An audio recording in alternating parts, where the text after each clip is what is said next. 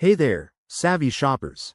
If you're an Amazon Prime Visa cardholder, you know that racking up points on your purchases is a total win. But what's even better? Turning those points into cold, hard cash back. In this video, I'll walk you through the simple steps to redeem your Amazon Prime Visa points for cashback, so you can put that money right back into your pocket. Let's dive in. First things first, make sure you have your Amazon Prime Visa card and an active account. You'll need to be logged into your Chase account since Amazon partners with Chase for their credit cards. If you haven't already, head over to the Chase website or app and sign in.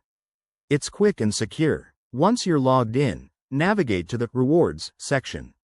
You can usually find this by clicking on your account dashboard or searching for Rewards in the menu. Here, you'll see a summary of your points balance. Exciting, right? Now, look for the redemption options. Amazon Prime Visa points are flexible, but we're focusing on cashback today. Select the cashback redemption. You might have choices like statement credits or direct deposits, so pick what works best for you. For example, if you want to offset your next bill, go for a statement credit.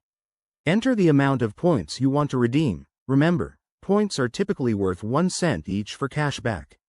Double-check everything to avoid any mistakes. After confirming your selection, hit that redeem button. You'll get a confirmation message, and your cashback should appear in your account within a few business days. It's that straightforward. One quick tip. Always check for any promotions or bonus redemptions that might make your points go further.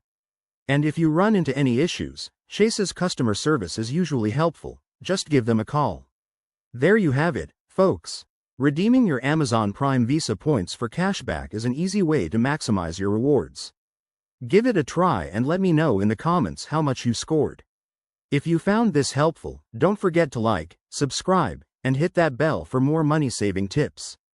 Thanks for watching, and see you next time.